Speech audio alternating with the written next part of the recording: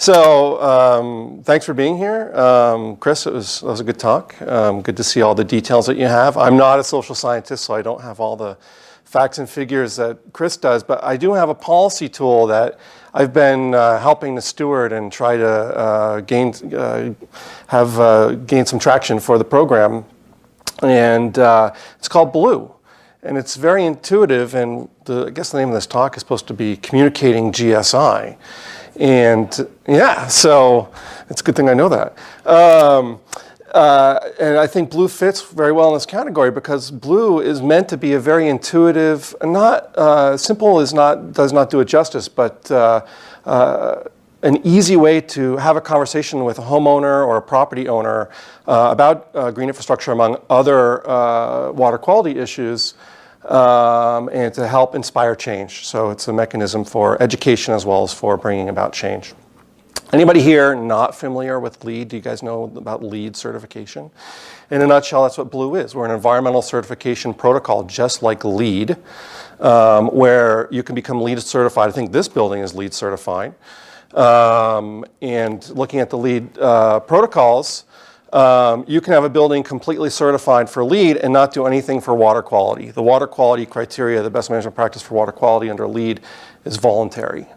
And so LEED does a great job of recognizing a building or a property for its mandatory compliance with energy efficiency, best management practices.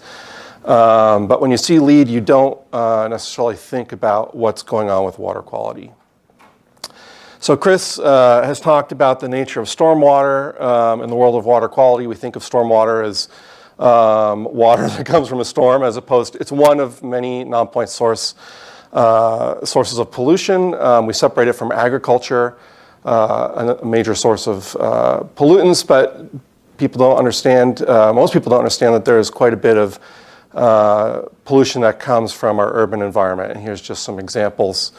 Being that we're all built up with our impervious surface, what happens is that water in our urban areas, particularly places like Burlington, are hitting our roads, are hitting our driveways, are hitting our roofs and going down our downspouts onto our driveway, and they're going directly into our storm sewer systems.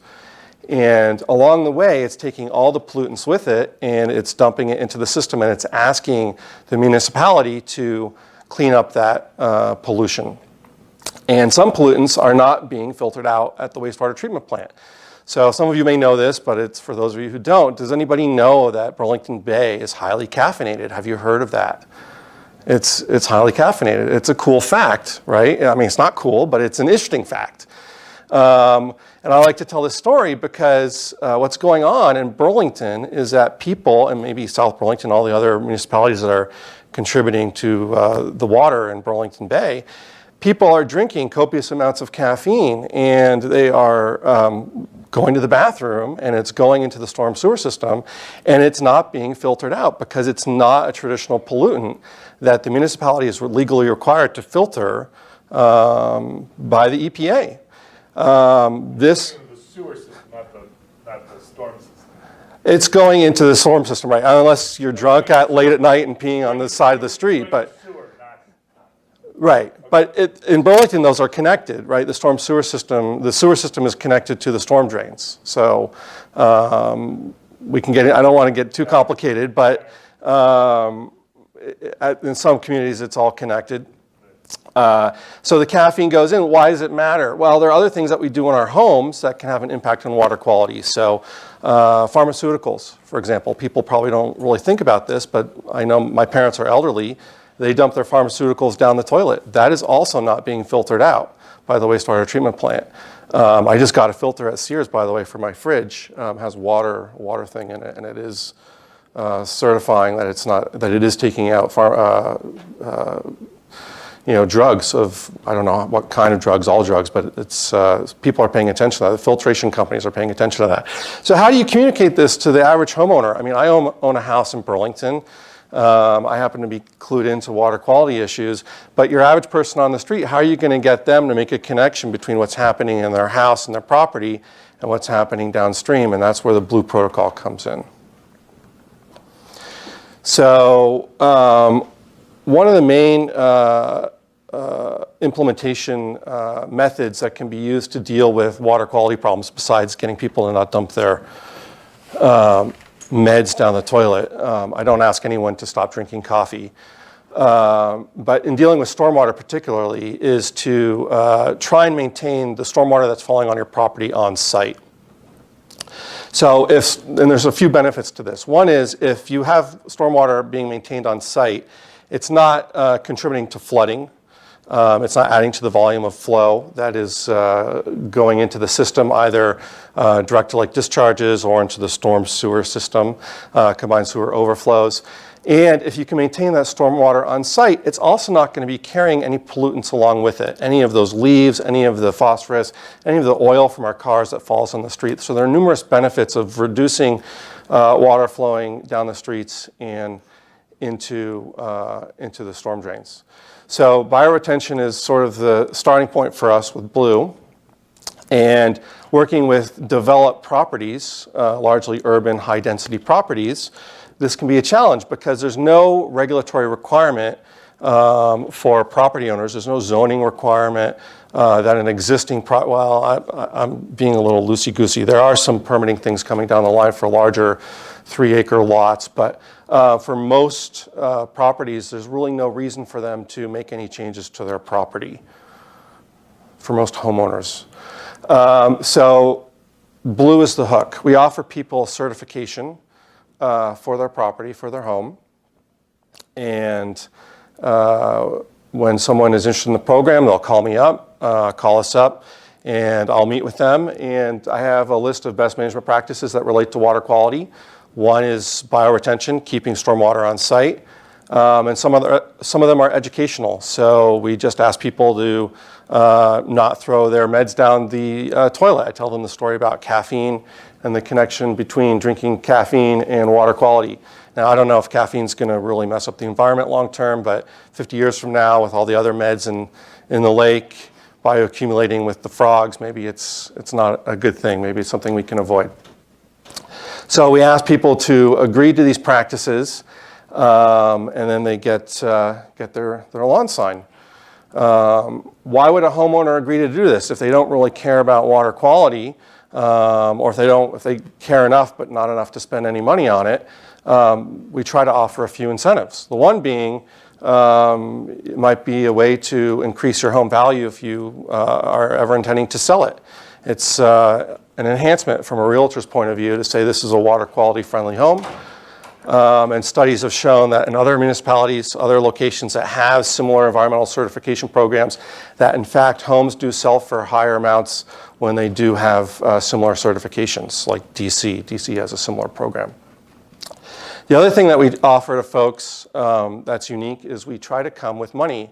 So if a property needs to make structural changes in order to sequester stormwater on site, we may have to ask a homeowner to make a structural change to their property. We may need them to redirect their downspout. Instead of having it take all the water hitting their roof and shove it right down the driveway and down into the street, maybe we need to ask them to remove their downspouts altogether, or that would be extreme, but at least not have it go down into the street, but maybe redirect it, depending on the topography and the slope and all that, and the soil structure, to some other part of their property so that the water can infiltrate into the ground and become groundwater and not add to what's going down into the sewer system. That can cost money. Other things that we can have people do is install rain gardens. That also costs money. A typical rain garden, a 10 by 10 rain garden, is going to cost about $1,000. 10 foot by 10, 100 square foot rain garden. Maybe you can get it for a little bit cheaper, maybe $800. So 800 to 1,000. It's not cheap, and that's a lot to ask a homeowner to implement. And then beyond that, there's the maintenance. So maintaining a rain garden is not easy either. I've met with a lot of property owners who couldn't meet our criteria of maintaining stormwater on site.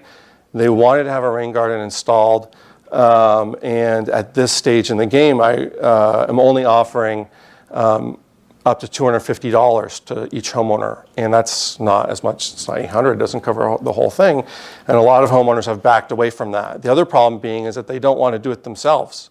then they don't know how to reach out to a landscaper who's knowledgeable in rain gardens and the rain garden manual. So it's an easy loop to close, but there's some opportunities there for some very easy fixes. Plus, they look nice. So here's some examples of our basic stormwater practices. The major one is to keep stormwater on site. We also ask folks not to cut their lawn below 3 inches. This is both for the health of the lawn as well as for a stormwater technique. I was actually watching the Red Sox last summer, and they had it was just fortuitous. I don't know, I was meant to see this, but they had the groundskeeper come on as an interview, between the 6th and 7th inning, and they're asking him about how I maintain my lawn. And the first thing he says, well, the first thing you should do is not cut your lawn below 3 inches, just for the health of the lawn. And 3 inches is not that long. If you include the root of the blade, it's pretty short. Just don't give your hair that nice marine buzz cut golf course look, and just a regular medium length on your lawnmower, and you should be fine. Why do we do that? Well, for most storm events, not the Irene storm events, but for most storm events, having a lawn that's 3 inches or longer will slow down the flow of water coming off of your lawn, and will give it a little bit of time to percolate into the ground, into the soil. And if it's not running off your lawn, it's not carrying soil off your lawn, it's not carrying leaf clippings or grass clippings off your lawn, and it's keeping those nutrients on site, which is what we want. We want to keep that pollution out of our lake. We also ask folks not to use pesticides on their lawn. We allow people to use fertilizers, but only if a soil test indicates that it's needed. The main fertilizers being phosphorus and nitrogen. Most lawns in Vermont don't need any fertilizer whatsoever, just because we're not Arizona. Most lawns have plenty of nutrients. Along with the lawn cutting, we ask actually people to keep their clippings in place, not to bag them, but if you can leave your clippings in place, that can naturally fertilize your lawn. And I did just certify a condo association out on North Avenue, like 130 units. It was great. They were willing to go along with this. They were mowing their lawn like a golf course, and very short, paying a lot of money to get it fertilized, several acres right on the lake. And I said, look, if you just stop paying your fertilizing company, you keep your grass clippings in place, give it a little bit of time, let's just see what happens to your lawn. Maybe it'll be healthy and robust, and your homeowners will be happy with that. They kind of pushed back on me, interestingly enough, because they were worried about their residents getting grass on their shoes and tracking it into their condo, which I thought was a really interesting concern of theirs. But eventually they're like, well, we'll try it and we'll see how it goes. But they were willing to agree to that. We asked people to dispose of their toxics appropriately. Don't flush them down the toilet. Bring it to the environmental depot by Pizza Putt by the airport, for example. We're also trying to encourage more take-back days at the hospital and police departments for pharmaceuticals, so that people have a place they can bring their meds instead of throwing it in the trash or down the toilet. And then pick up after your pets. Pet waste has phosphorus in it as well as E. coli.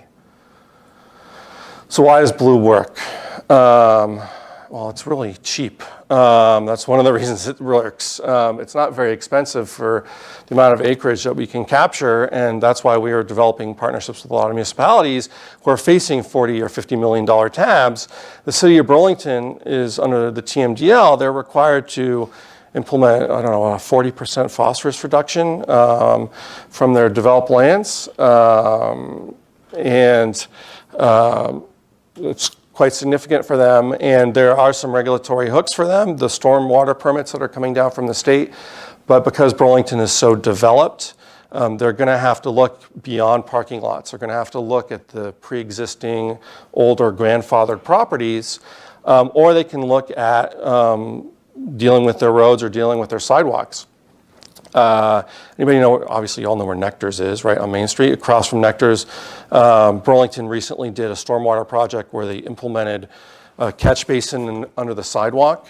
And I think Megan said the cost of that project was $100 grand plus, $120 grand. I don't know if you know how much it was.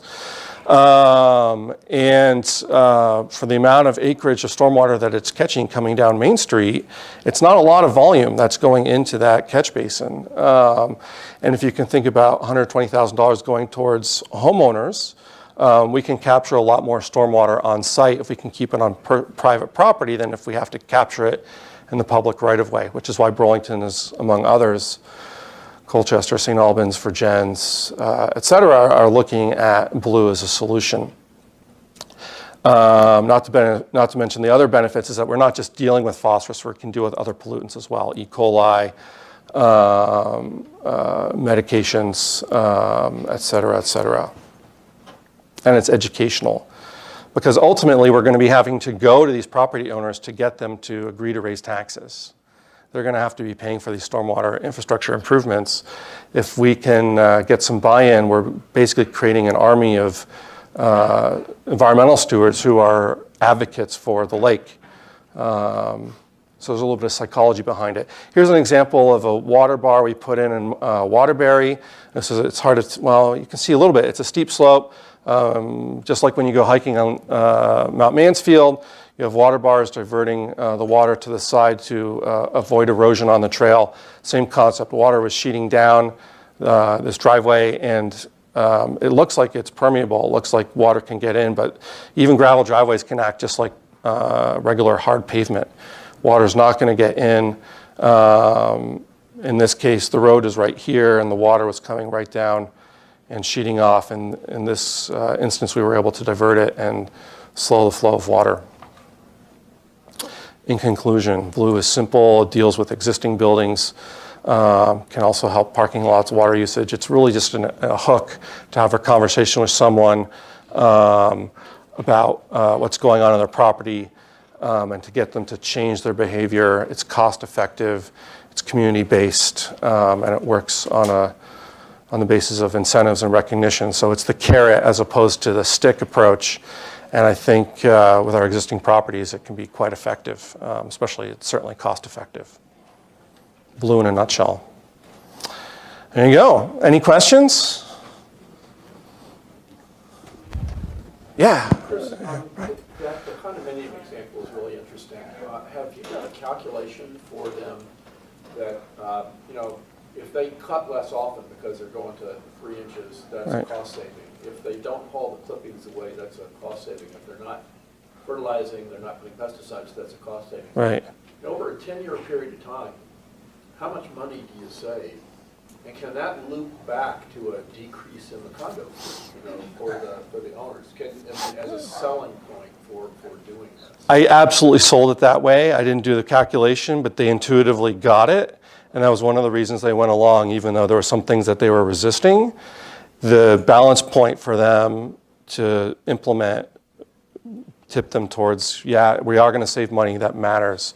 Another incentive I didn't mention is that Burlington has a stormwater fee, and Burlington wants to offer a reduction in the stormwater fee for properties that are blue certified. So that's another direct financial incentive for implementing blue.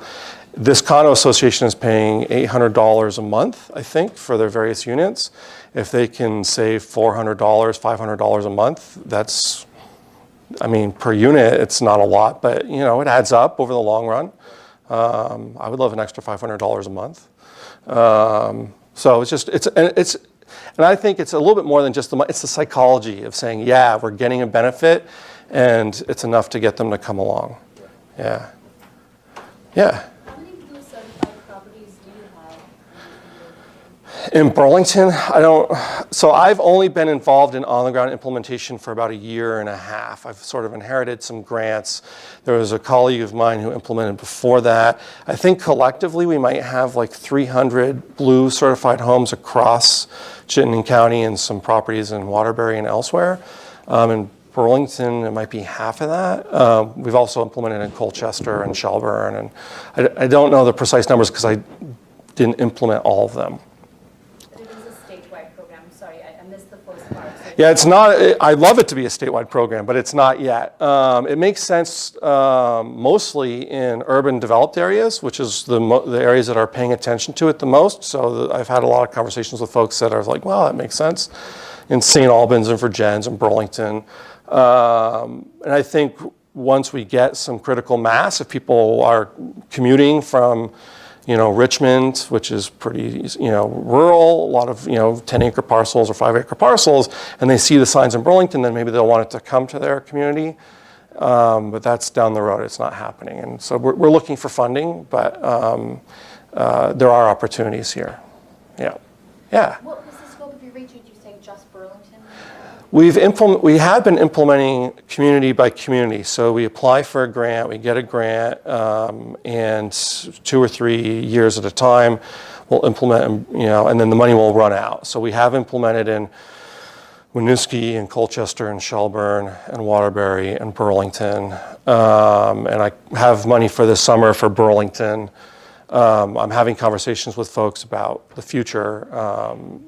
So I'm hopefully, this program needs to be sustainable, because if someone gets certified and then we're not around, that doesn't make a lot of sense.